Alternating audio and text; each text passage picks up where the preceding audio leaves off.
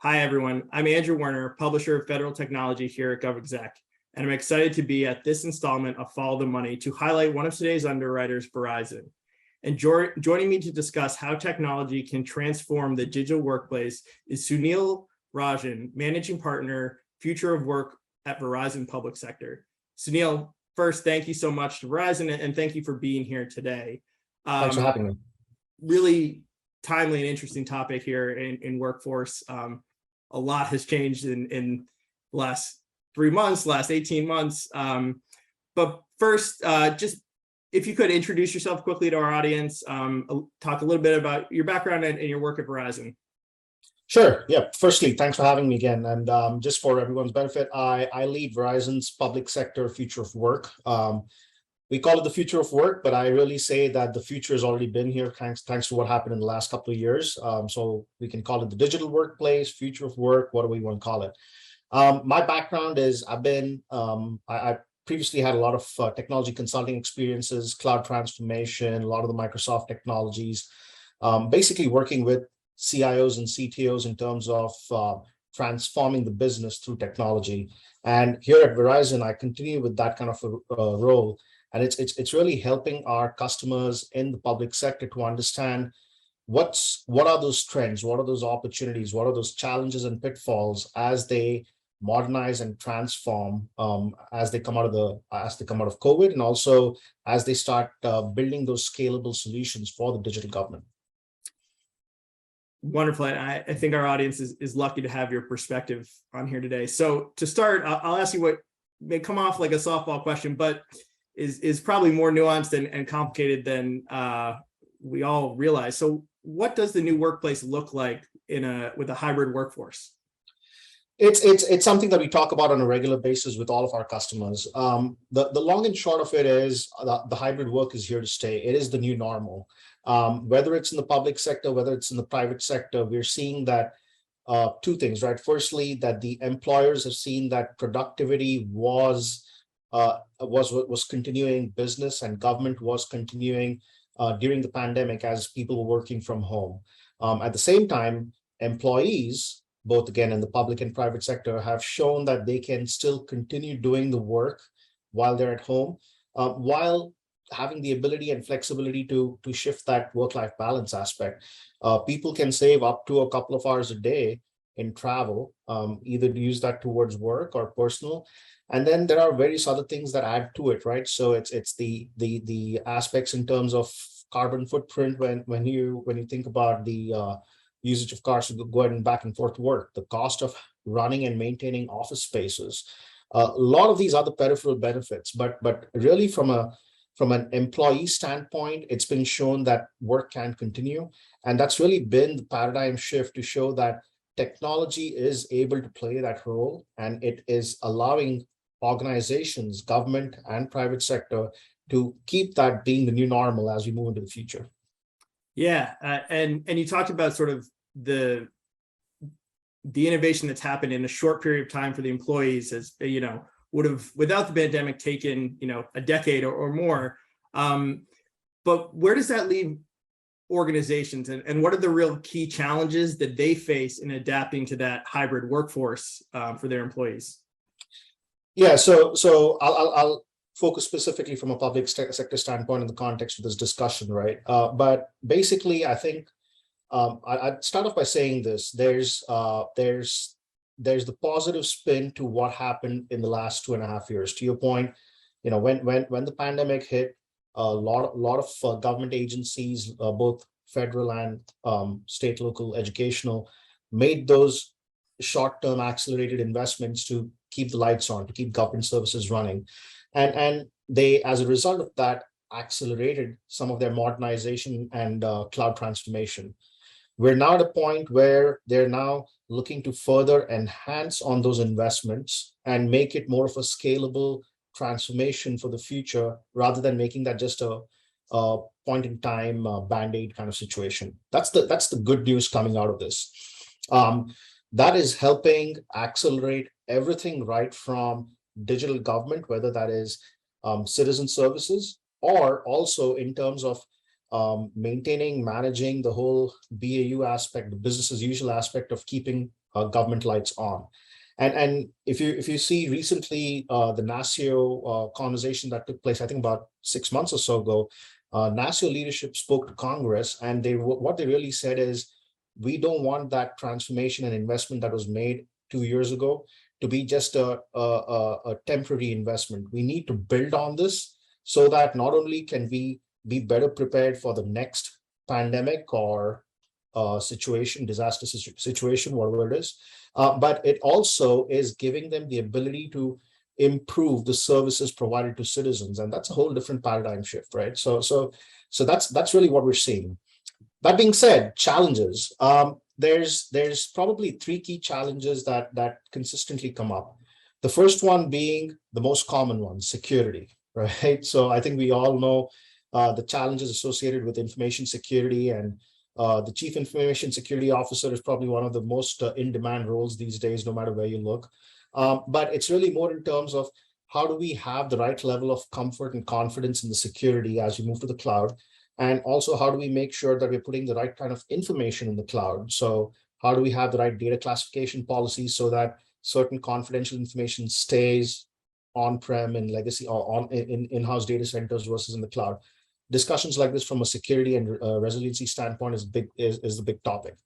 The second one is having a scalable and sustainable transformation plan. So how do we make sure that we have a clear vision of what the future is, whether that's 3-5 years down the line, and the investments that we're making today are a step towards that direction versus having to pivot a few months or years later. And then the last one is around adoption and adaption. And what I mean by that is the end user behavioral changes associated to modernization transformation. How do we make sure that our employees, in this case, in the public sector employees, are adopting the newer technologies that are available and adapting to the newer ways of working? Without that, it's just another fancy tool that's just collecting dust. So how are we doing that change management aspect to maximize our investments in the transformation? Really well said, and I think those three buckets of challenges, everyone on in the audience today sees that from their own level, be it at a leadership level or more of an implementation level. So now that you've sort of laid out the challenges for us, how can, with the shifting workforce facing those challenges, what are some strategies organizations can consider to sort of combat those challenges and cope with them? So I think the first one, let's unpack the biggest one for a lot of folks, and is security. How will remote employees securely and reliably connect? Yeah, so that's a big topic of discussion today. Most of the customers, most of the employees are effectively using their private service provider to connect. There is security built in on the laptop or the device, and in the cloud or in the data centers. You did mention you were sick, so you're playing injured, which we appreciate. Thank you.